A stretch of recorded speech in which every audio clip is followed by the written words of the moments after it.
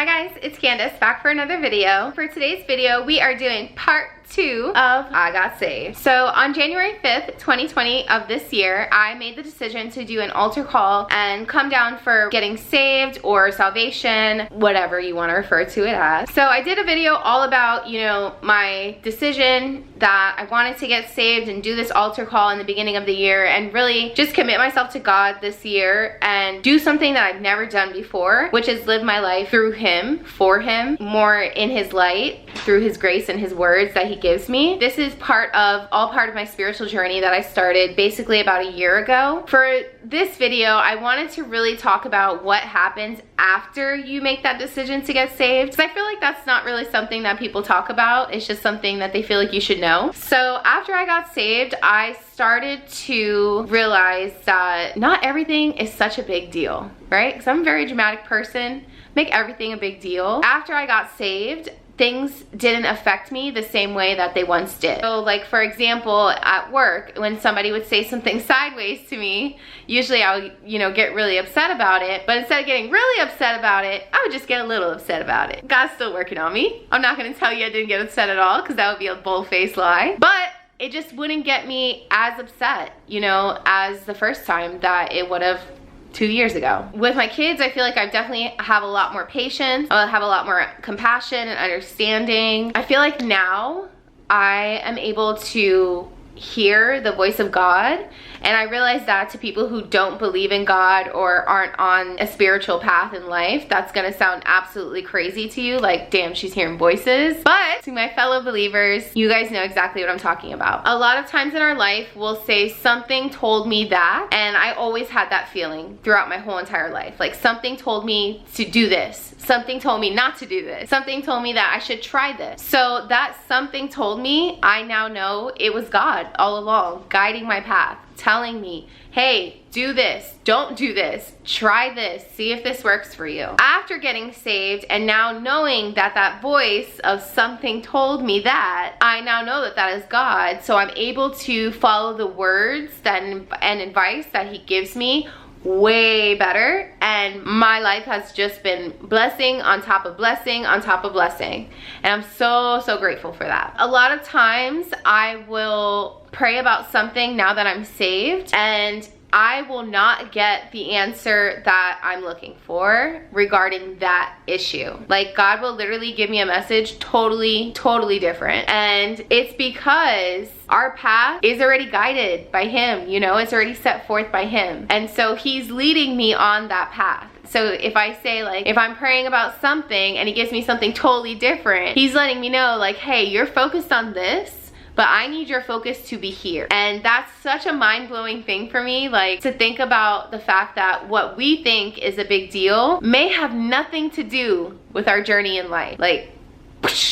mind-blowing. I'm telling you, it's mind-blowing. So after I got saved, I also decided to make the commitment to read the Bible daily. A lot of times I will try to read it either in the morning or at night if it's a video day and I'm busy editing and filming all day. But if not, if I don't have the chance to read it then, I'll try to read it at work. When I'm at work, whether I read it or not, I will take my Bible with me to work. I just feel like having that spiritual guidance through the Word and just that energy of having the Bible there, it really keeps me calm and soothes me at work, which is a really stressful thing for me because I work in sales, and all my salespeople out there, you guys know it's like a freaking roller coaster in sales, and it's so up and down. And so I just kind of have my Bible at my desk, and when I feel anxious or stressed out, I will just lay my hand on my Bible and just take a deep breath in and take a deep breath out and realize, like, work is something we do because we have to. If I didn't have to work, of course I wouldn't. I would spend more time with my family and with my kids. So I can't let it get me to that stressful point and that emotional point, because the only thing that matters is that Word that's right in front of me. Since I bring my Bible to work, a lot of people at my job have started to talk to me about God, and that is truly such an amazing thing to me. I was reading my Bible one day and somebody asked me if I was doing a devotional. I'm the type of person, if I don't know what something is or, you know, what something means, I'm not hesitant to ask you like, hey, what does that mean?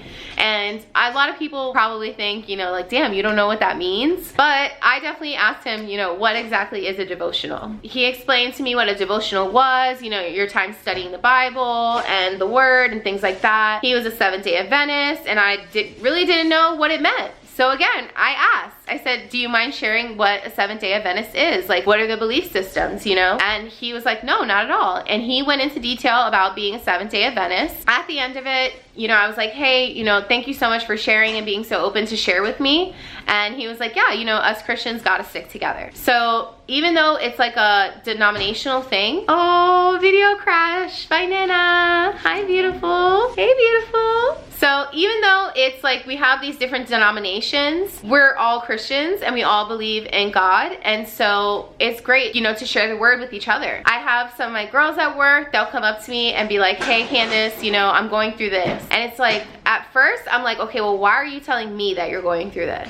But I think it's because they know that I'm gonna pray for them. I know that sounds crazy, but like one of the girls at my job, her daughter was going through something, and I prayed so hard for her daughter's healing, and come to find out, her fever broke. Exactly what I prayed for. Really, Sky? Another one of my girls at work, she starts coming to church with me, and now she's a regular at my church, which is amazing. And the word at the church has really helped her, you know, grow and develop in her own spirituality. On the day that I got saved, she came down for the altar call as well. I mean, I just seen a lot of really positive changes in the life of her and the lives of other people around me as well. So I just definitely thank God for that. And I have people at work who never had hugged me before. Like this one girl, she never hugged me before, never seen her hug anybody else at the job before. She came up and she hugged me. It's like, hey girl, are you okay? You know, like we've never done this before. And she was like, yeah, I just really needed your energy. That really touched me because I feel like now that I am saved, I'm giving off a different energy into the world, and it's being received by other people. People who are believers, but maybe who aren't close to God in their spirituality. I feel like they're turning to me now to give them what they feel like they're missing and to help guide them on their own paths and their own journeys. There was another guy at work. He's like, hey, I saw you reading your Bible the other day. That was so cool to see, you know, especially with you being so young. A lot of people think I'm young, even though, you know, your girl getting older now. But he was like, even though you're so young, I was really happy to see that you were reading the Bible. I would love to share this with you. And he shared this daily devotional that he was doing,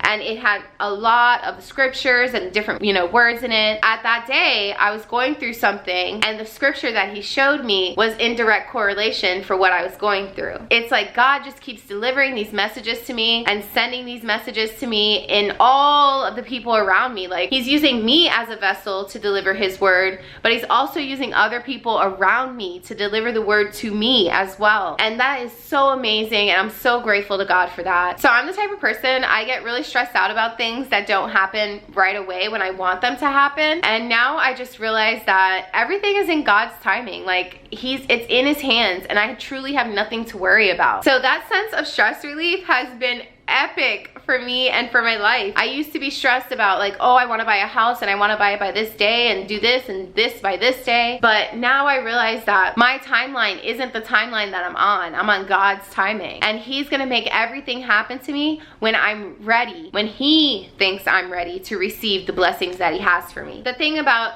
the Bible that it tells us over and over again is that God will guide your path. He will go before you go. I see that over again, over and over and over again in the scriptures that I'm reading, and I feel like that stands out to me a lot because that was something that I didn't know before I got saved, you know? And now as I'm reading my Bible, I just keep seeing, I will go before you, I will go before you, I will go before you. And I'm like, wow, that is so powerful and so comforting to know. Like God will fight all of your enemies for you. He will make a way that everyone that you are not vibing with or is not beneficial to you in your life, he's gonna exit them out of your life in, you know, a positive way, but he's just gonna make it so that you don't have to deal with those people anymore. And that's been happening in my life. People who really get me upset or stress me out, they'll leave the situation, and it's like, okay, well, that was easy. So I've just been a lot of prayer, a lot of Bible study, like I said, try to read my Bible every day, at least a page a day, you know, even though my life is like busy and hectic. I try to make that time for God and my spirituality because it's really helped me in my life and really been keeping me grounded. So I will say that getting saved was definitely the best decision I could have ever made for my life. I think that my decision to get saved and, you know, to start engulfing myself in church and everything like that, it came at a time in my life where I was really ready to receive it, where I was ready to commit to it. It is a battle, you know, trying to live life in the light that God would want me to live it, because I've been living my life my way for so long, and now I'm trying to readjust it to living it His way in a more positive way. But even though it's an everyday struggle, it's something that I don't ever want to stop at this point because it's been so life-changing for me. I feel different. I feel like I look different. I feel like anything that I truly desire is coming to fruition right before my eyes, you know, and I'm really not having to do anything. Like, God is really going ahead of me and blessing my way and guiding me and leading me to conversations and to people and to things and to situations, and I'm so grateful for this journey, honestly. If you have never gotten saved before, you need to pray about it. It is a personal decision. Everyone's spiritual journey is their own and is on their own timing. So it is something that you need to decide that is right for you at that time. When you're at church and they do that altar call, you will feel this uncontrollable urge to go down. Like, when he called me for altar call, I knew that morning that I wanted to do the altar call. But then when he actually said, like, those who want to be saved, please come down, I was like, go down, go down, go down. In my head, that's all I kept hearing, like, go down, go down, go down. And I ran down those stairs. Like, when I tell you I ran down those stairs because it was my time, you know, and God was telling me in my heart that this was my time to commit to Him. He was ready for me to commit to Him because He knew that I was ready to commit to Him. If you guys want to check out the church that I go to, you can go on YouTube, Pastor Ty Tribbett. You may know him for being a gospel singer. I only know him for being my pastor, but his messages have truly helped me in my life and really helped guide me through every situation that I'm going through. You know, if you go to church, like, every time I go to church, I feel like, oh my gosh, like, God told him to give me this message. Like, this message is for me. Even though my church has 3,000 people, this message is for me. That's another great thing, is I feel like all of the words of God, I am truly able to receive them because I'm open to receiving them. I just thank God for everything that He's brought into my life. I pray for everyone out there that you guys are able to go through a spiritual journey for yourselves as well. This is a crazy, crazy time that we're living in with this little coronavirus